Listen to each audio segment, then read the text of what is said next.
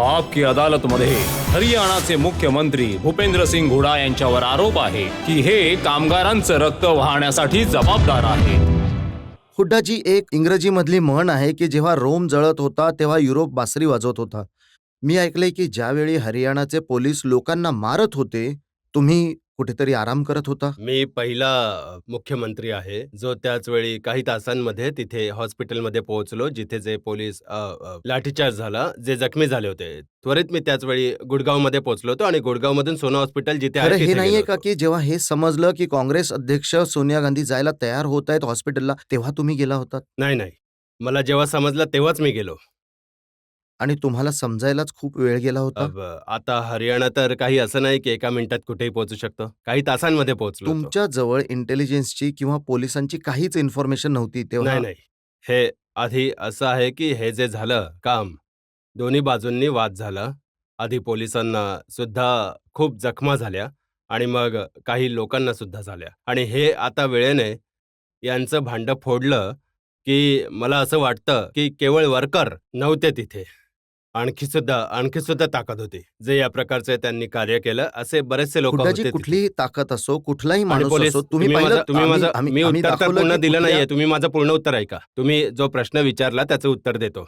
आमच्याकडे intelligence report होता की त्या वर्कर्सचं प्रोसेशन येईल आणि ते आधी सुद्धा आलं होतं. आधी नाही, पीसफुल होऊन गेले होते आणि होंडाच्या वर्कर्सचे निगोसिएशन 6 वेळा आधी झालं होतं. हे श्री ओमप्रकाश चौटालाजी मुख्यमंत्री होते तेव्हापासून हा वाद सुरू होता आणि 6 वेळा निगोसिएशन होऊन त्यांचा निर्णय सुद्धा झाला होता आणि हा निर्णय झाला होता की 100 जे वर्कर्स आम्ही घेऊन होंडावाले आणि ज्या दिवशी त्यांची 100 वर्कर्स जाण्याची वेळ होती, काही शक्तींनी त्यांना आतमध्ये नाही जाऊ दिलं आणि मग जेव्हा प्रोसेशन आलं त्याच्या आधी प्रोसेशन काढलं होतं. मी त्याच वेळी म्हणालो होतो की मी ही गोष्ट नाही मानत की वर्कर्स हे करू शकतात. आणखी काही शक्ती ज्यांना कदाचित काही 5 महिने काँग्रेसचं सरकार बनलं आहे आणि ज्या प्रकारे हरियाणा विकास करत आहे, जो रिस्पॉन्स मिळतोय कदाचित त्यांना पचत नाहीये अशा हुड्डाजी मी शक्ती तुमच्या तेव्हा सगळ्या गोष्टी मान्य करायला तयार आहे परंतु हे सांगा कुठली अशी गोष्ट आहे जी जस्टिफाय करते की पोलिसांनी काठ्यांनी लोकांना इतक्या वाईट प्रकारे मारावं जसं आमच्या बघण्यात आलं.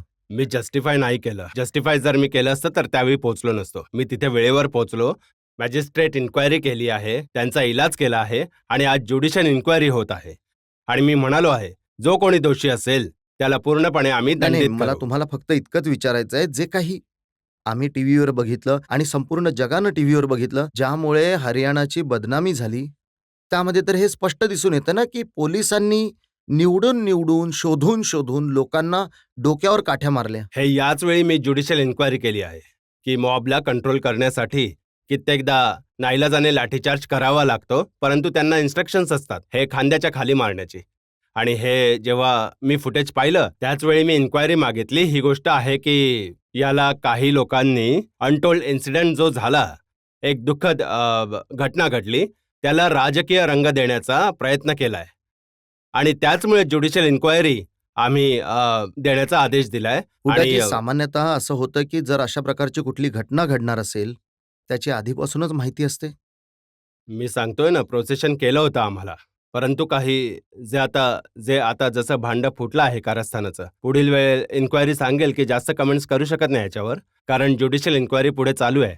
परंतु या गोष्टीचं मी एक सुनिश्चित झालं की केवळ वर्कर्सचा हा वाद नव्हता, कारण वर्कर्स आणि मॅनेजमेंटचा वाद असता तर तो होंडा फॅक्टरीच्या समोर झाला असता. गुडगावमध्ये झाला. आणखी भरपूर शक्ती होत्या ज्यांचा स्वतःचा अल्टेरियर मोटिव्ह असू शकतो असेल, ज्यामुळे अशी परिस्थिती निर्माण बघा. झाली आणि एखादा अनटोल्ड इन्सिडेंट झाला. यामध्ये कोणालाही काही पॉलिटिकल आपल्या इथे सुद्धा भरपूर कित्येकदा होतं, परंतु काय कारण आहे, एक्सेसेस झाले आहेत, दोन्ही बाजूने झालेत आणि त्याचमुळे ज्युडिशियल इन्क्वायरी बसवली आहे. त्याचा रिपोर्ट येईल आणि जो कोणी दोषी असेल त्याला शिक्षा देतील. जनतेला विचारा जर त्यांच्या मनामध्ये या प्रकारचे काही प्रश्न असतील. हो बोला. ना तुमची प्रशासनावर पकड आहे, कोणीही तुमचा आदेश मानत नाही आणि तुम्ही एक नवीन नीती काढली हरियाणामध्ये की आधी लोकांना मारा मग तडजोड करा. गुडगावमध्ये जे लाठीचार्ज केला ते तुम्ही सांगितलं. खरी गोष्ट तर ही आहे की अगदी निर्दोष लोकांना मारलं आणि जे तुम्ही म्हणता वारंवार की शक्ती होत्या, यामध्ये दुसऱ्या शक्तींचा तुम्ही खुलासा तर करा. तुम्हाला सगळं माहिती आहे, प्रशासन तुमच्या हातामध्ये आहे. तुम्ही तर रजतजी अर्धा प्रश्न विचारत आहात. रोहतकमध्ये कुमारी मुलींना ज्यांचं लग्न नाही झालं त्यांच्यावर करून सुद्धा तुम्ही लाठ्या जे बरसल्या आता- रोहतकमध्ये सुद्धा. आणि त्याच्या दुसऱ्या तिसऱ्या दिवसानंतर लाठ्या बरसल्यावर सुद्धा रोहतकमध्ये वाईट प्रकारे मारलं आणि मग नंतर तडजोड केली. नाही तसं हे चुकीचं आहे. हे जे तुम्ही बोलले आहात वर्कर माझ्याकडे आले होते आणि जेव्हा मी मॅनेजमेंटशी बोललो तेव्हा हे ज्याबद्दल बोलत आहात ते माझ्याकडे आले होते चंदीगडमध्ये भेटायला. त्यांच्याशी मी बोललो. नाही ते काय आणि- म्हणाले की आधी तुम्ही पोलिसांकडून मारहाण नाही, करता काही- त्याच्यानंतर नाही, तुम्ही त्यांची तडजोड काही करता. तक्रार नव्हती. त्यांची काहीही तक्रार नव्हती. हे तर यांचं कदाचित असं असू शकतं की यांचं कुठेतरी तसं असेल हे मी बोलू शकत नाही, परंतु त्यांची काही तक्रार नव्हती. त्यांची जी तक्रार होती की आमचे जे नाही, काही म्हणजे ते- तुम्हाला असं नाही, म्हणायचं की हे सगळे उपद्रवी घटक आहेत का? आता हे तर ते सांगू शकतात. तेच सांगू शकतात. परंतु असं असू शकतं यांचा काहीतरी राजकीय विचार असेल. त्यांचे आपले राजकीय आयडिओलॉजीचे माणसं असतील. मी काही नाही म्हणू हे शकत. बघा, मी तुमची गोष्ट मान्य करतो की उपद्रवी घटक होते. मी हे सुद्धा मान्य करतो की बाहेरून आलेले लोक होते.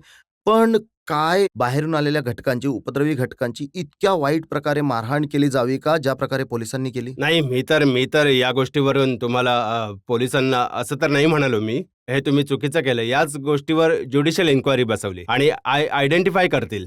जे मॉब कंट्रोल करणं कित्येकदा नाईलाज असतो. गोळ्या आम्ही चालवतो. गॅस सुद्धा चालवतो. कुठलीच फायरिंग नाही झाली तिथे. आणि ज्या प्रकारे टीव्हीवरती दाखवलं, माफ करा, हे आता कुठे या प्रकारचं होत असेल, एक इन्सिडेंट असा सांगा जिथे फायरिंग झाली नाही. जेव्हा मला समजलं मी पोलिसांना आदेश दिला लगेचच काम करायचं. आणि कोणीतरी असू शकतं पोलिसांमध्ये सुद्धा असे काही घटक. मी नाही सांगू शकत, तर इन्क्वायरी सांगेल.